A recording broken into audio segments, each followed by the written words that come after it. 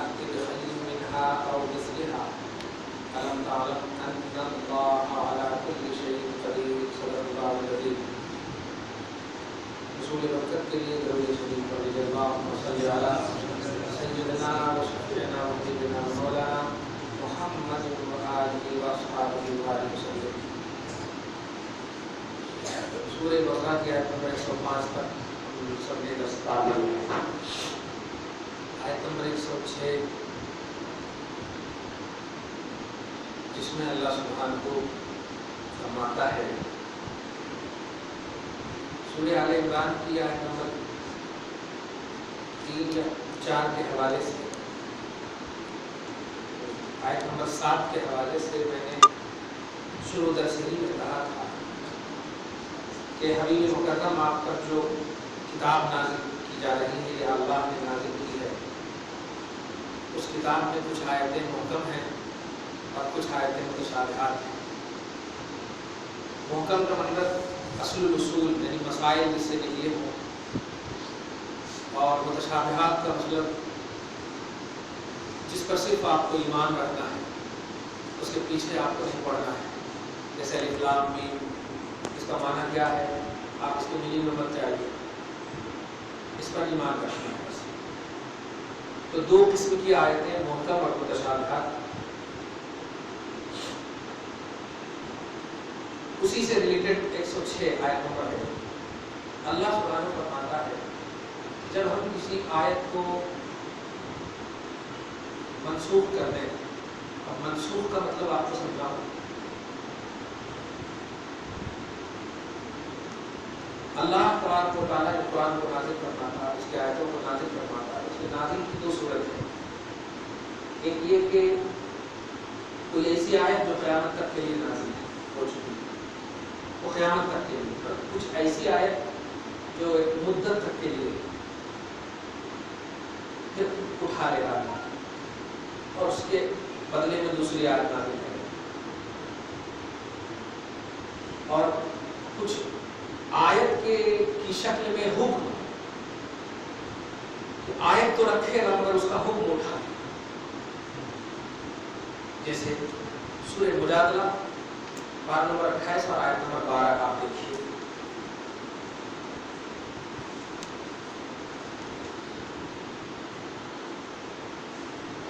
اللہ سبحانہ فرماتا ہے آیت نمبر 12 یا ایھا الذین آمنوا اذا ناجیتم الرسول فقدموا بین یدی نجواکم صدقہ. یہ آیت بالکل ابھی بھی ہے، آپ پڑھ رہے ہیں، دیکھ رہے ہیں، میں پڑھ رہا ہوں. اے ایمان والو، جب رسول سے پرسنل بات کرنا چاہو، کان میں کس کو بولتے ہیں، کان میں بات کرنا چاہو تو پرسنل بات کرنا بولو.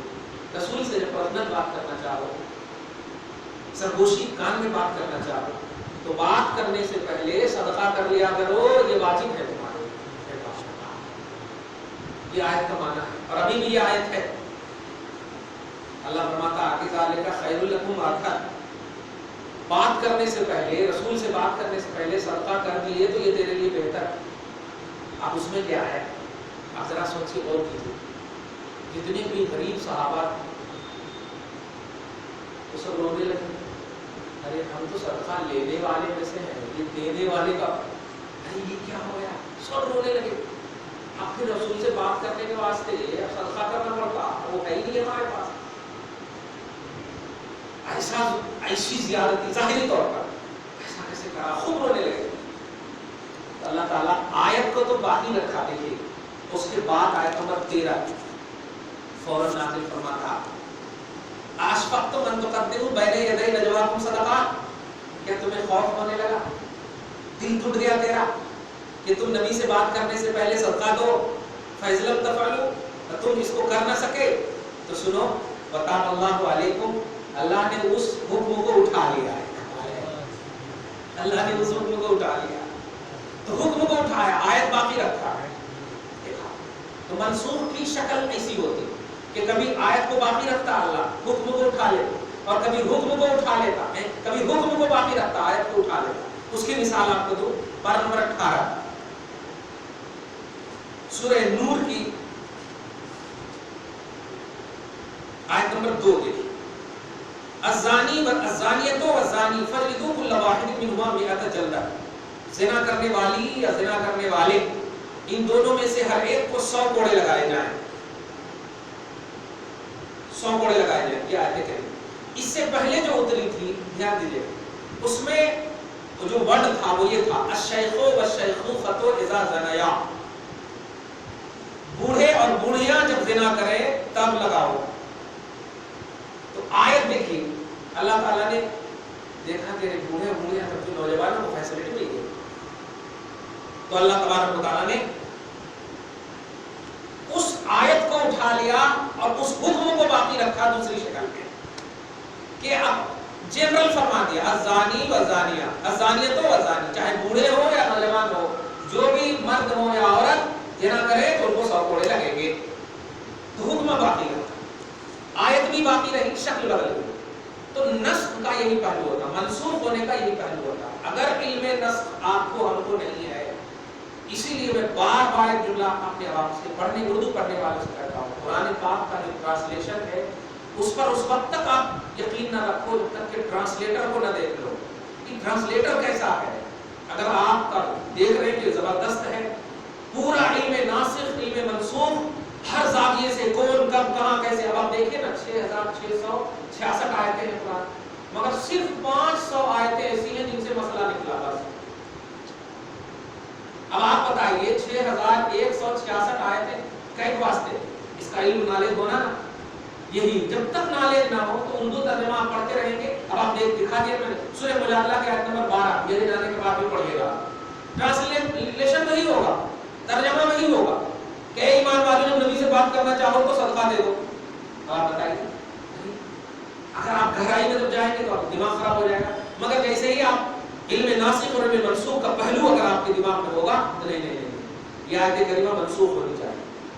اب فوراً دوسری آیت کریمہ آپ کو معلوم. تو علم ناسخ اور منسوخ کے بغیر یہ پہلو میں اس لیے بول رہا ہوں کہ بہت سارے رائٹر، بہت سارے ترجمہ کرنے والے، بہت سارے لکھنے والے لکھت ایسے ہیں جو بس صرف ڈکشنری پر بھروسہ کر کے اس کا ٹرانسلیشن صرف لکھ دیتے، اس کی گہرائی تک نہیں جاتے. باب العلم حضرت مولا کائنات رضی اللہ تعالیٰ عنہ نے وکرم اللہ وجہہ الکریم ایک ایسے ہی راستے سے گزر رہے تھے اور یہ درس قرآن کی محفل چلی ہوئی تھی. آپ نے پوچھا یہ کیا ہو رہا ہے؟ محدث ابن جوزی کے حوالے سے یہ بات بول رہا ہوں، 800 پرانے ہیں محدث. امام ابن زہری نے بھی اس کو نقل کیا. حضرت علی نے جب پوچھا کہ کیا ہو رہا ہے، لوگوں نے کہا درس قرآن ہو رہا ہے. تو کہا درس قرآن دینے والے کو بلایا اور پوچھا اس کے بعد کہ عرفت علم الناسخ والمنسوخ، کیا تجھے علم ناسخ اور علم منسوخ معلوم ہے؟ کیا تجھے قرآن پاک کی آیتوں کی شکلیں کب کہاں کیسے کیوں کس طرح پورا بیک گراؤنڈ اس کا علم ہے؟ کون سی آیت کب تک کے لیے ہے، کون سی آیت کہاں نازل ہوئی، کس طرح ہے، پورا علم ہے، پورا ڈیٹیل معلوم ہے؟ انہوں نے کہا نہیں. تو آپ نے صاف فرمایا بند کر دو آج کے بعد سے درس قرآن بند کر دو. مطلب یہ ہوا قرآن پاک کا کی آیتیں کون سی آیتیں کہاں تک کے لیے، اس کا لیمیٹیشن کہاں تک ہے، اس کا دائرہ کہاں تک ہے، یہ آپ کو معلوم کرنا ہے. تب جا کر کے آپ ایک نتیجہ یا عقیدہ بنا سکتے ہیں. سڈنلی آپ دیکھیں کہ نہیں بنا سکتے. بظاہر اسی مطلب فکروں میں سے ایک فکر یہ ہے، جیسے قرآن پاک میں صرف 2 جگہ سورہ کہف کی لاسٹ آیت کریمہ، دھیان دیں سورہ کہف کی لاسٹ آیت کریمہ پارہ نمبر 16 اور سورہ حامیم سجدہ کی آیت نمبر 6، 2 ہی جگہ پورے قرآن میں ہے. قل انما انا بشر مثلکم، اے حبیب مکرم آپ فرمائیے کہ میں ہی تمہاری طرح انسان ہوں. 2 جگہ پورے قرآن میں. اب اگر اس آیت کریمہ کا ترجمہ دیکھتے ہیں تو فوراً دماغ ادھر سے ادھر ہو جاتا ہے، رسول ہماری طرح ہے، ٹھیک بات. لیکن وہ جب اس کے بیک گراؤنڈ کو چیک کرتے ہیں کہ رسول پاک کس سے فرما رہے ہیں، کب فرما رہے ہیں اور کیوں فرما رہے ہیں، 3 بات فوراً آتی ہے دماغ میں. کس سے فرما رہے ہیں، کیوں فرما رہے ہیں، کس سے اس لیے کہہ رہا ہوں کہ تمہاری طرح، تمہارے سے. اب آپ کو دماغ میں آنا نہیں تمہارے کون ہے، ایک بات، اور کیوں فرما رہے ہیں دوسری بات، کب فرما رہے ہیں تیسری بات. تو پوری تفسیر میں جب آپ ملاحظہ کریں گے تو پہلے سوال کا جواب ملے گا کہ کفار سے فرما رہا ہے. تفسیر کبیر، تفسیر ابن کثیر وغیرہ میں آپ دیکھیے تو اے کفارو